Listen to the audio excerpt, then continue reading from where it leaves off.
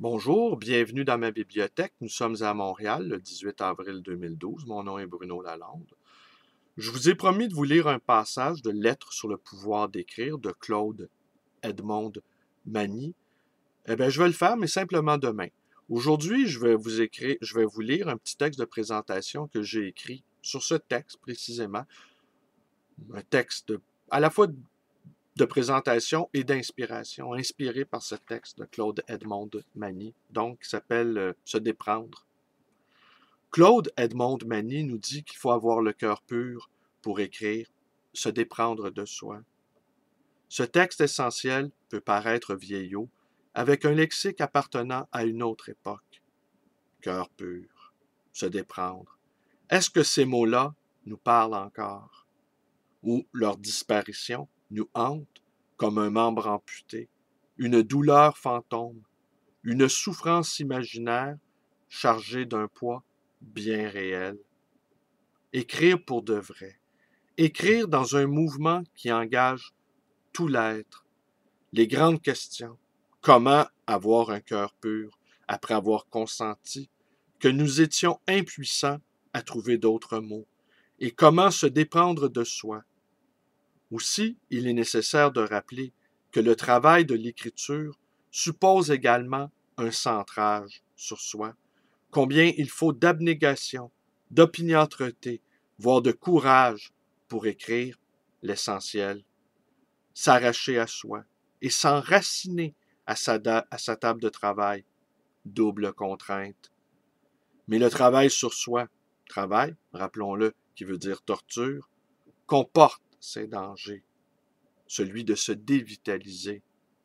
Les autres, même fâcheux, même gênants, nous irriguent. Les bons livres également nous apportent un sang nouveau. Mais comment obtenir un cœur pur? Par l'ascèse, l'observation de soi non maladive, la conscience de notre fragilité et la fragilité des autres également. Les dangers qui menacent l'auteur œuvrant dans l'essentiel sont multiples. Celui de la dispersion dans les mondanités et dans les néo-mondanités que représentent trop souvent ce qu'on appelle maintenant les médias sociaux. Celui de l'envie également. Chaque auteur voulant la mort de l'autre, selon l'ancienne hégélienne. Le prurit de l'envie chez certains auteurs est parfois bien pugnace. Il me vient en tête, par exemple, la mauvaise querelle opposant Mistral et Barbe, qui m'a laissé un bien vilain goût de lecture en bouche. Je sais, ou je pense savoir du moins, avec quelle difficulté Barbe est devenu un écrivain tout à fait valable. Et quant à Mistral, il est né écrivain, de droit divin, autrement dit. Et cela pourrait s'avérer être pour lui une malédiction, celle de ne pouvoir se déprendre de lui-même, justement. La grande question, un auteur écrit avec sa vie. Et au juste, quelle est sa vie? Mène-t-il une vie étriquée, fréquentant toujours le même genre de personnes? Évolue-t-il en vase clos, étouffant dans les miasmes de la jalousie?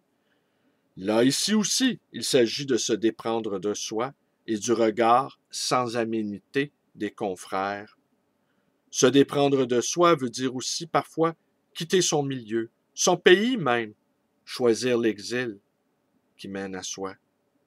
Se dépendre de soi, peut vouloir dire aussi s'engager dans une cause qui dépasse la personne. Se dépasser peut-être peut vouloir dire aussi se dépenser sans compter.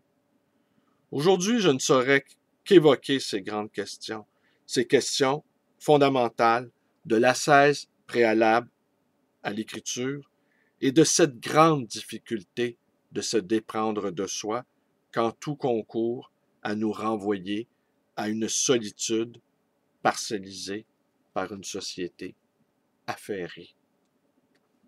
Ben voilà, c'est tout pour aujourd'hui. Hein?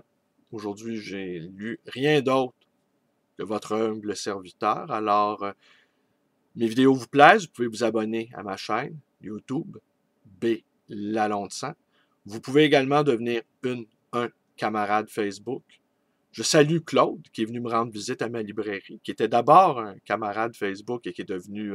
j'ai pu le voir, on s'est regardés tous les deux. Quand il m'a vu, il dit « Ouais, t'es pareil comme sur l'écran. » Moi, j'ai trouvé qu'il avait changé, surtout avec la couleur bleutée là, qui l'entourait. Vous pouvez également me téléphoner dans le 514-736-0999 et vous pouvez également me rendre visite à la librairie, le Livre Voyageur, librairie d'occasion et d'ancien, située dans le quartier Côte-des-Neiges, toujours déserté par les étudiants. Allez, merci et bonne journée.